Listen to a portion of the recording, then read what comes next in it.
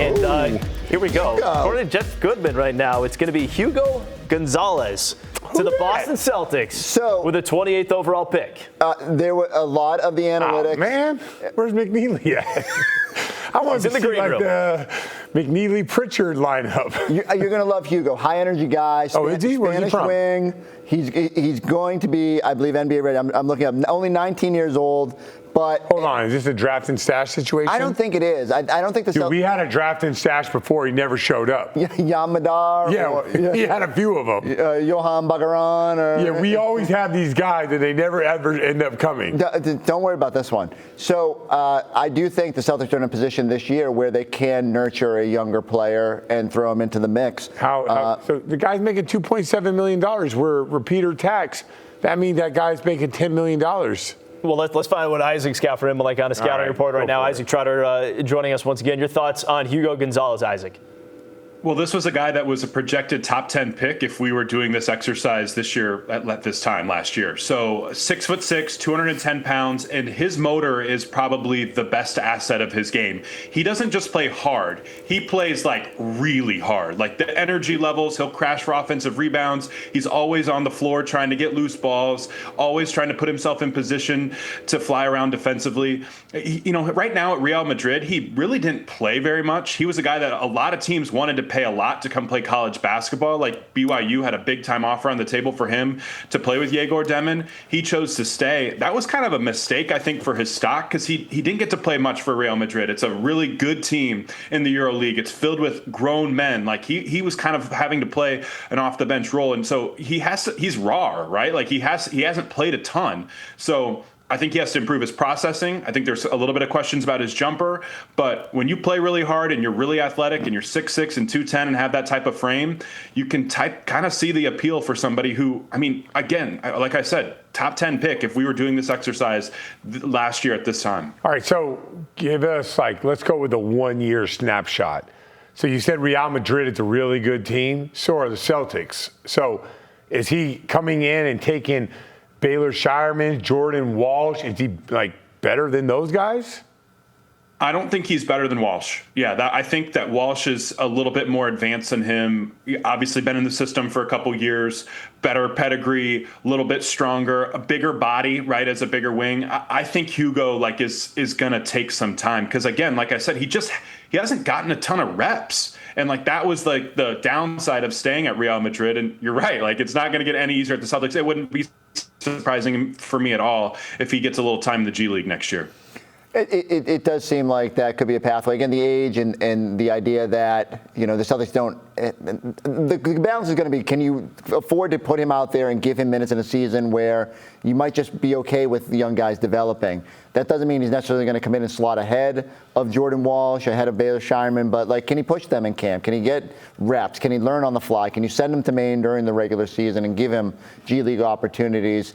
Hold on here, man. We're all talking about cutting this guy, cutting that guy, cutting salary, and we're going to pay a guy $2.7 million that's going to go to the G League? Yeah, you got to trust your scouting, right? Evidently what they saw from this player overseas. Yeah, but maybe what I'm saying is we're jumping the gun a little bit. It seems like draft and stash. It could be. Give him another year at Real Madrid. But we already know it's a really good club. What's better, paying him $2.7 million or calling up and saying, why don't you go back one more year? Fair. I will say this. My bet, listen, I don't know anything, but my guess is. Jonathan Givony actually tweeting out that Celtics, according to his source, that the Celtics are keeping this pick and bringing Gonzalez over this season. So that's what he has right now. What? On the reporting of it. So we're going to bring a guy, okay. Well, I guess he's better. Hold on. Let me ask the question then. Go ahead. I'm just saying, we got a guy that's a high motor guy but can't shoot, unless that is a domino where you're well, if we have him, we don't need this. Right. So, but no one said that. Let's let the dominoes fall. Yeah. Okay. If he's good enough to come in here and take minutes, we don't know, Scal. We don't know. We got to wait. We got to be patient. I always expect you guys to know everything. So, but you brought up the right point, though. Does this mean something for guys further down on the bench that could be dealt away as well? So let's say if you're trying to put together a package to move, and I don't mean to throw Sam Hauser into every package, but he's just the most movable salary. Like a new drinking game. You can potentially put whether it's Walsh and Hauser together, you can put different iterations of end of the bench guys together. There are moves to be made now that you can aggregate contracts, trade multiple players at one time, as some would say. And so I'll just be interested if this is a precursor, or if it's just they like the player. You can't have too many wings at the NBA level, and you're just going to bring everybody over and have this big competition for, hey, which young guy wants to kick their way into minutes, and which guys go up to Maine and learn up there. All right, we're going to send it over to Kayla Burton with Coach Tim Welsh with their thoughts on the Celtics' 28th overall pick. I mean, I was a little, if we're going to cut right into it, I was like, okay, this one took me by surprise a little bit. Hugo Gonzalez to the Celtics. Coach, what are your initial thoughts on this one? Well, they're building for the future. There's no doubt about it. He's not for the present. There's no doubt he's not ready. He didn't play much for his team in Spain, but he's played with men. You know, he didn't come to college. It would have helped his stock, as Isaac said. But I think his maturity level was helped by playing in Europe, even with men, playing professionally. Although playing for BYU is close to being a pro, the way they run their program out there. So the thing about him is that obviously he's got great upside. He can shoot the ball. He can drive the ball. He comes from a playing family. And I trust that their scouts watched him tooth and nail every game, every minute, worked him out. They understand that he's a guy that has huge potential. And you talked about Thero, a guy like Thero, athletic, can dunk the ball, can run up and down the floor. Well, this player has skill. Gonzalez has a high game of skill. He can play out in the wing. He can play the way the Celtics like to play. He can play on the wing. He can play in the corner. He can bring the ball up the court. So I think down the road, you're probably not going to see him much next year, but more surprising things have happened. You develop and you play and you come in as a player that played in Europe already, then you're a little bit more ready, especially when you've played at the highest level, which Madrid, Spain is. Right. And I'm looking at some of the reports on him. Perimeter shooting remains a bit of a concern there. But, Coach, as you mentioned it, a guy who has a high basketball IQ. He's been playing in Spain, playing with some of these older cats who have to, you got to learn to play with those guys and adjust as well. Competitive, not only on the offensive end from what we're hearing, but also on the defensive end. So that's something that this team needs, and especially with Kristaps Porzingis not having kind of that big center. Yes, you can say Al Horford is in there and Luke Cornett and even Neemias Queta, et cetera. But, I'm curious to know when you have that experience overseas, playing in Spain, playing with some mature men who are of different ages, what can he bring? What can he not only bring, but maybe learn, develop here with the Boston Celtics? You say maybe not so this year right out the gate, but in the future, it could surprise some folks. Well, he has a professional mentality at a young age, and that's important because he's going to come in here. He's not going to be shell-shocked by playing in a big city, by playing with older guys. He's also he's got a more ready body than some of the guys you've seen already drafted tonight. I mean, we pointed out some of the guys that came out before him. I mean, thin, they're not ready. They weigh 185 pounds. They got to put weight on their body. They're not going to be able to deal with the physicality of the NBA, where his body already is built for the NBA. Now, his maturity level, I think, is going to be fine. It's just experience now and age. Coming in and playing at the speed of the NBA is so much different than playing in Europe. Yeah, 19 years old, but I'm looking at the Celtics, and for the folks who I'm looking at Twitter, I'm kind of surfacing the web, and you're seeing a lot of people like, why this guy? Or some are saying, okay, maybe I'll give this a shot. For the ones who are saying why this guy, what from a coaching perspective would be your answer?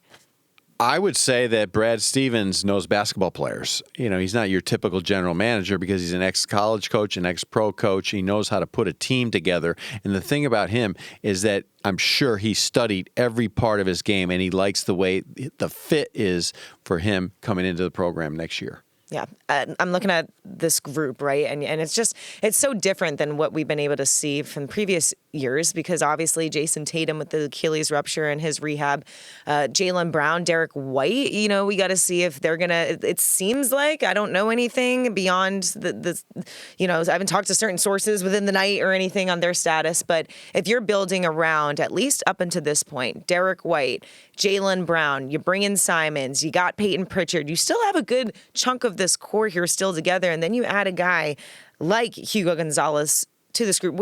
Where's the upside with the Celtics in the East? Well, first of all, not only though you lose those players, but who have you replaced them with? You talk about Simons, yes, but you've also lost 3 starters for next year. So not only you lost the players, but there's minutes to be had, there's shots to be had. In the East is wide open. Everyone's talked about it. You talk about the injuries in the East, most recently with Indiana, the Milwaukee with Dame Lillard having the injury. Where are the Knicks? They don't even have a coach yet. I mean, the uncertainty there certainly is out there. I don't know. Cleveland, are they really ready to make the next step? Everybody talks about Orlando, but they have to stay healthy. They have to prove it as well. I think the winning pedigree here, starting with Jaylen Brown and company and Derek White, will carry the Celtics a long way, and they should be more than competitive in the East. All right, well, Hugo Gonzalez to the Boston Celtics.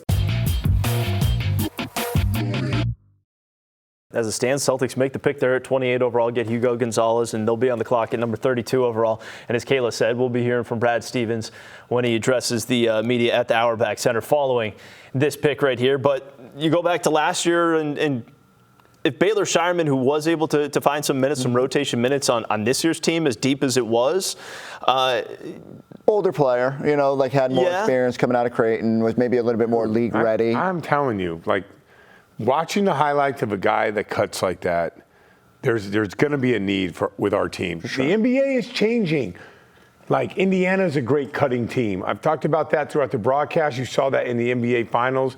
Oklahoma City got better as the year went along. So cutting is the new thing now. It's it used to be 3-and-D. Now you could be a three-point shooter and a cutter and an offensive rebounder.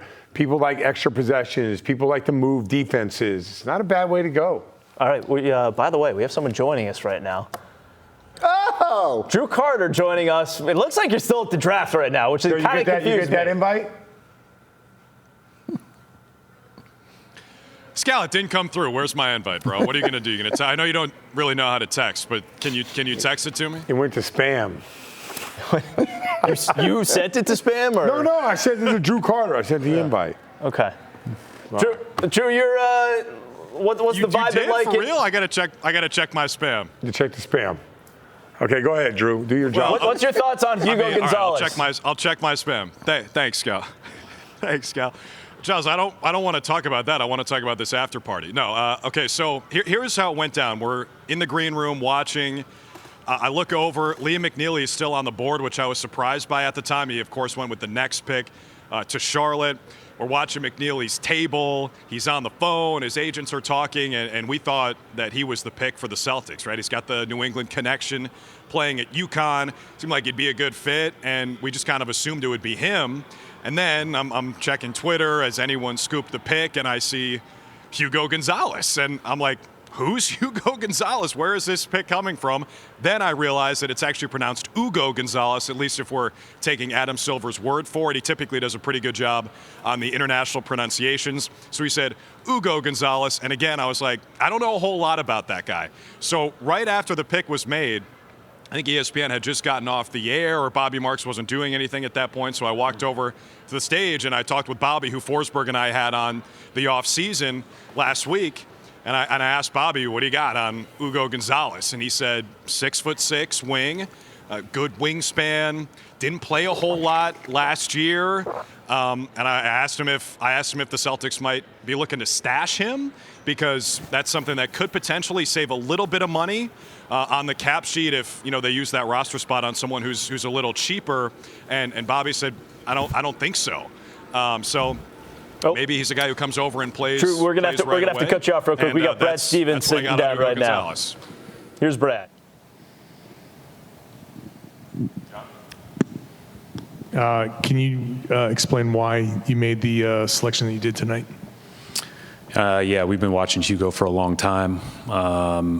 He's obviously been on everybody's radar, I think, for a long time, and then followed his year with a great Real Madrid organization and team, and closely, and watched him in all the U18s and those types of things, and just a big fan of how he plays. He's tough. He's hard playing. He cuts. He goes after the ball. He competes. like he's got all the intangibles of a winning basketball player. And there's things he can get better at, just like everybody else at that age. But competitiveness is not, it's at a high level. Is the plan to bring him over Yeah. right away? And being a young guy, we've been operating under the past few years that you guys are, win now. He seems to be on a different timeline. Can you explain maybe what that? I think he's a young guy, but a little bit of an old soul. I think he's played with adults for a long time. He's playing on a team full of experienced former NBA players and, high level pros from all over the world. So like this guy has been around at a high level, been coached really well. So he'll be, I think when you talk about years overall, yes, he's young, but years of basketball experience, of the things that, we will think are important, is probably pretty high. Brad, when you get to this point in the draft, like late first round, the balance of sort of like best player available versus team fit versus sort of like what you talked about, the timeline and the experience, like how much of those like factors went into selecting Hugo, and what about like made him the blend of sort of all those things coming together at this point?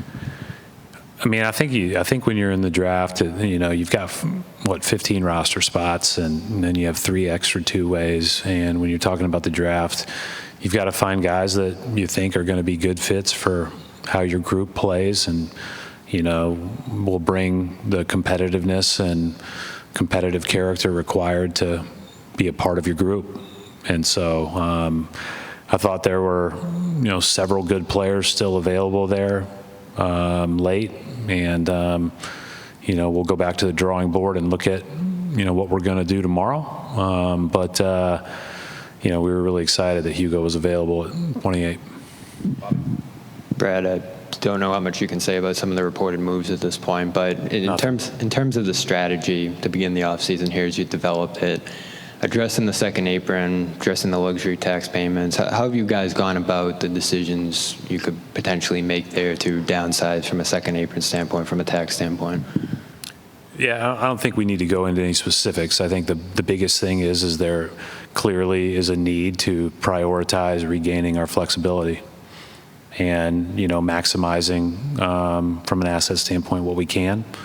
But as far as whatever moves that those are a part of, they're all separate and, hard, and things that, are going to be, you're just going to have to do your best to make sure you put yourself in the right positions. But, I do think that this is about, we do have to, and we knew this was coming, right? This isn't a huge surprise. We have to make sure we prioritize that flexibility. Obviously, we got other things that we got to prioritize. We got to prioritize JT's health and make sure that he comes back fully strong. JB had a surgery, although his timeline to be back will be much quicker, obviously, but and obviously ready at the start of the season. And so, I think the biggest thing for us is just making sure that we, balance that, maximizing what we can with regard to what we bring back, so we can, continue to build and grow. When you have an incoming ownership group like you do here, what's the communication process like in terms of luxury tax, the commitment to spending, that sort of thing, as they transition? Our owners, old and new, are committed to spending. There's a lot of things that go into these moves, and a lot of things that are really important. And listen, again, it goes back to prioritizing our flexibility. And I think the second apron basketball penalties are real. And I'm not sure I understood how real until they were staring me in the face in the last month. So I do think that there's, I think that can't be overstated. Brad, you said a little while back about how when you were looking at managing this team over like a 10-year period, you were trying to keep the peaks and valleys from being, or maybe the valleys from being too low. How is the second apron shaped that vision, and how is maybe this summer kind of an example of that? The biggest challenge for our team is our first team All-NBA players in a boot. That's number one, right? So we know that going into next year. And then everything else is another, is second to that, as far as how we build, grow, and improve as much as we can. And over the course of time, I said when I sat down in front of everybody a few weeks ago, my goal is to compete for championships. And, there will be inevitably a lot that goes into being in the mix for those. And we just have to, again, prioritize the health of those two guys and then also at the same time, make sure we're regaining some of our flexibility. Hey, Brad, you touched on it a little bit. What are your, priorities for the rest of the offseason for this point? Al and Luke obviously are free agents. There's a void potentially at center there, and you guys are under the second apron as now, but are entering the first year in repeater tax potentially. Do you have the green light to stay in the tax if that's a route you guys want to go in? We talk about everything as it goes, and obviously as I just told you, and I'll repeat it over and over and over, we need to regain our flexibility. Like we need to maximize assets in return, and we need to regain some flexibility here, and whatever that means from a final cost standpoint is what it means. But I think the biggest thing is, as you look at the rest of the team and what we're trying to do, I mean, there's no question our priorities would be to bring Al and Luke back. I mean, those guys are like huge parts of this organization. They're going to have, I'm sure, plenty of options all over the place, and that's well deserved. But I think that would be a priority, and at the same time, I don't want to put pressure on them. It's their call ultimately, but we would love to have those guys back. You've mentioned Jason a couple times. Do you have any update on what his projected timeline might be? And we don't, and we won't. We won't put a projected timeline on him for a long, long time. And as we look at it, there's no reason to. It's baby steps right now. He's actually progressed great, but I don't know what that means with regard to projected timelines, and that'll be in consultation with him and Nick and Phil Coles and everybody else to make sure that he is, when he hits the court, he is fully ready and fully healthy, and that will be the priority. Brad, I know you mentioned you guys are bringing Hugo over. Do you know if he'll be here for Summer League, or is that not? It's a good question. I think they just finished up a game tonight. I just talked to him. It's 5 a.m. over there. I said, enjoy your night. He goes, it's a little late. So I said, okay, maybe I'll enjoy it for you. And then, so I don't know. I mean, you're always anxious to get your guys over and do that. Literally, they play so late that we'll see how he's doing and see how it feels. Summer League won't define what his career will look like over the course of time, although we'll all be antsy to see him, right? That's just kind of the way we're wired. There's nothing else to do in July. And then when you have a guy who didn't play as much for a really good Real Madrid team, you mentioned you guys have been looking at him for a while. What's sort of that process like when you have a guy who the year before he's drafted didn't necessarily put up the crazy stats or get a ton of minutes versus that? Yeah, I mean, he's playing for us. He's playing around a bunch of studs, guys that have been old pros. They know how to play. They're hard to beat out. They're physical, tough, smart. Again, extremely well coached. When you are that age in that situation, you got to earn your stripes. We played against this when we took our team there years ago in the preseason. We played against a 16-year-old Doncic that hardly got in, right? So Hugo's a little bit older, and I'm not comparing him to Doncic, but I will say it's great when you get to play on those teams. When you put on a Real Madrid jersey, you put on the responsibility similar to here, right? And I think that's a good thing. When we interviewed Hugo a couple weeks ago on Zoom, it's really clear that he's about the team, and he accepts and is willing to play any role it takes. That's not a learned trait for everybody that's in the draft, because most of these guys have never sat. And with that comes a humility and also an understanding that you got to invest every day just to take advantage of whatever opportunity you get.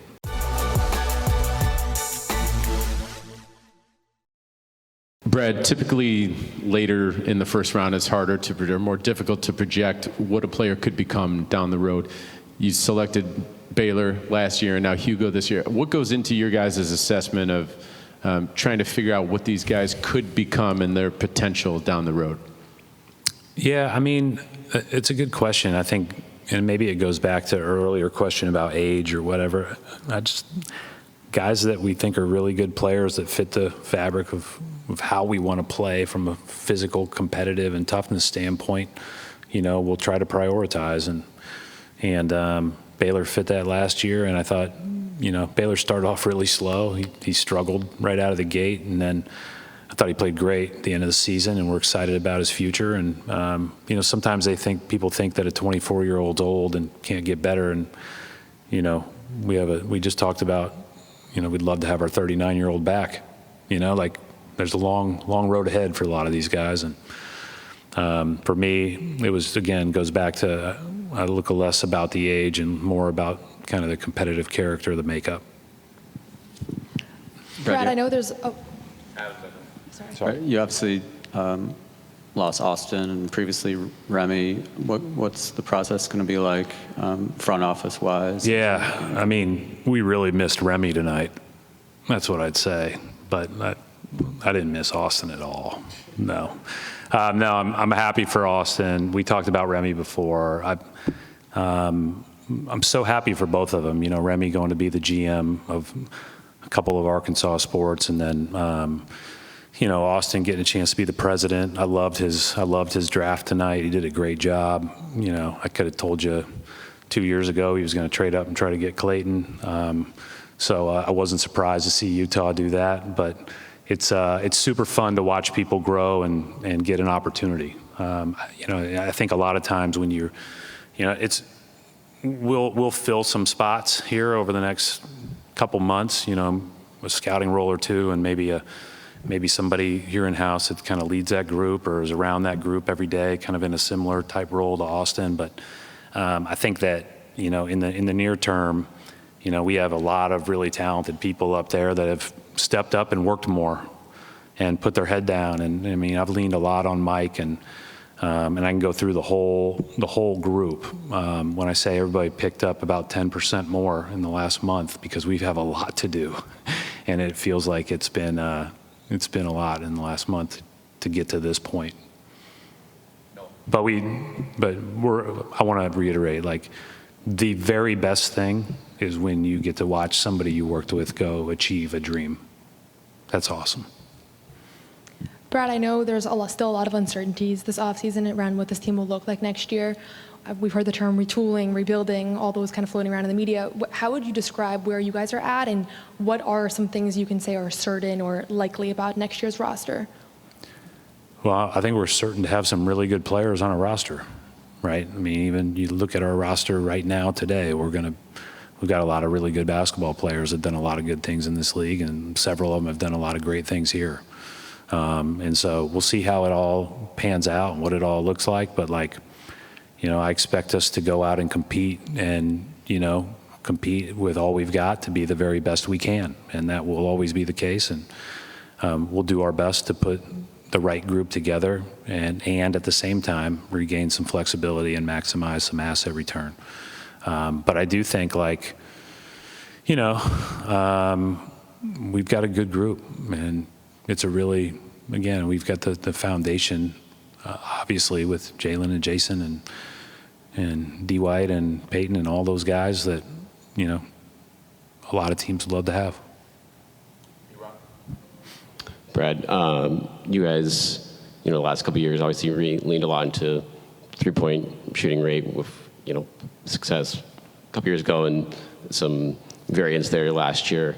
With the changes in personnel, obviously Jason's injury, how do you kind of view that going forward for you guys? And what did you learn essentially from just, removed a month removed from the series against the Knicks now, and what you saw through the rest of the playoffs in terms of how you guys kind of want to build going forward with tactically on that front? There'll be Joe's call on how we guard and how we attack on offense. I mean, I think there's things that we can do better, and I know Joe has already traveled the world to meet with people and talk about some things, and I think that he was excited to do that. He's He's actually at a conference tonight talking about leadership. Like, he's always trying to learn and grow, and so I believe wholeheartedly in him and our staff and figuring out how best maximize our team. And that'll be up to them. I think the thing that I took away, I talked about the Knicks series a little bit.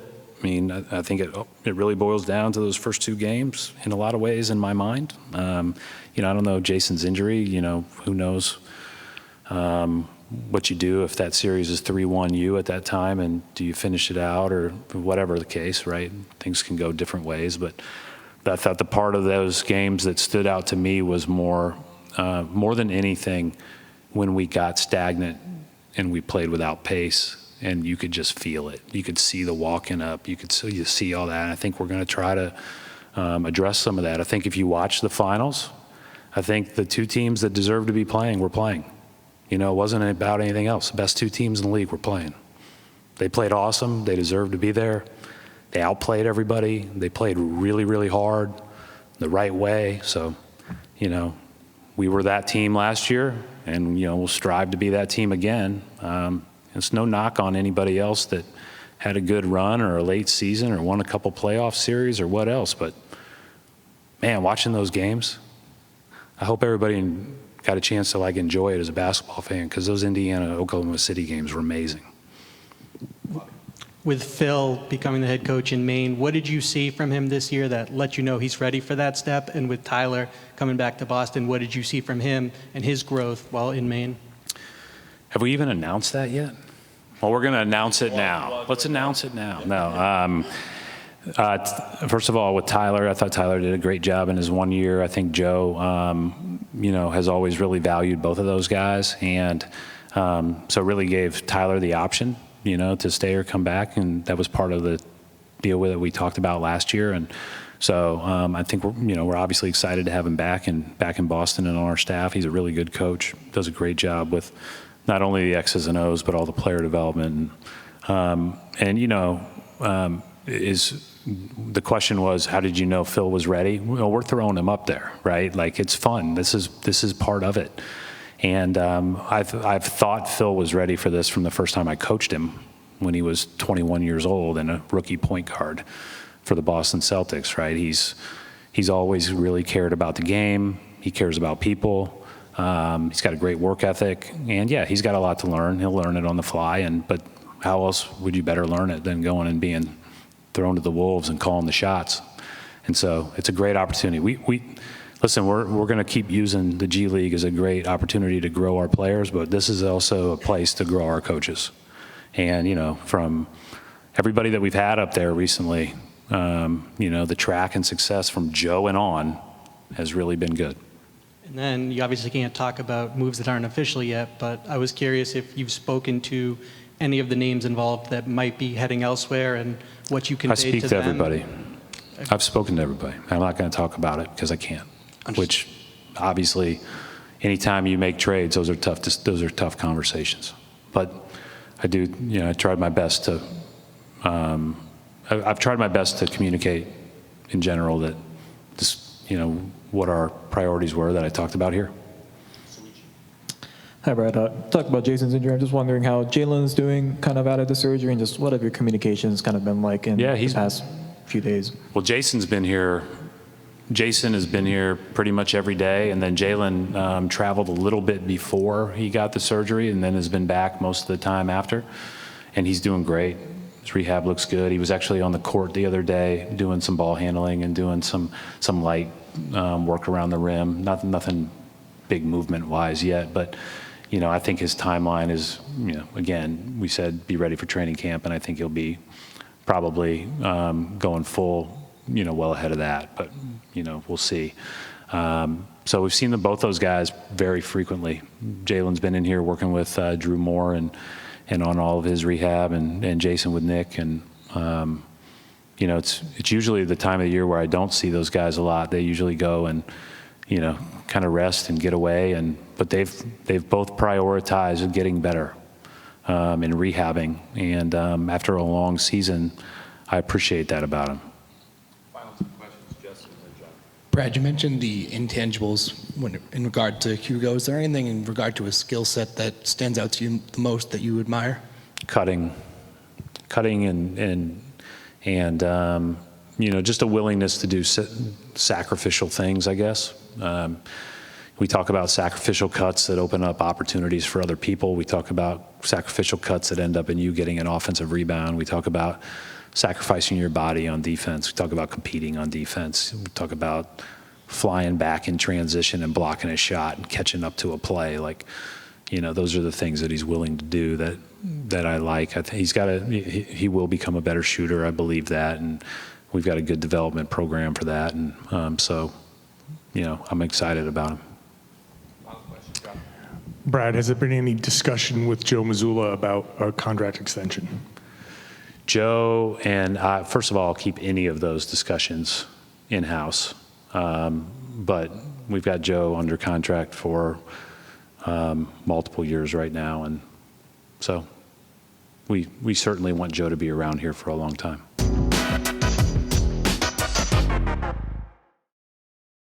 All right, so there's Brad Stevens, president of basketball operations for the Celtics, talking after they drafted Hugo Gonzalez with the 28th overall pick, also addressing a number of topics beyond that, including Joe Mazzulla's contract situation. The last question Come on, guys, there. stay focused. Yeah, so a wide variety, but I thought that some things that were really interesting was he said, that they clearly needed to prioritize flexibility, referring to the trades that they made, prioritizing health and maximizing assets, kind of as far as the roster construction. And him even saying, as you step back and looked at the new CBA, it was a lot more daunting, over the last month than even probably what it came out as a couple of years ago. Yeah, look, he fully understood what he had to do this to start this offseason, and it's not fun. You can see it in his voice and his demeanor.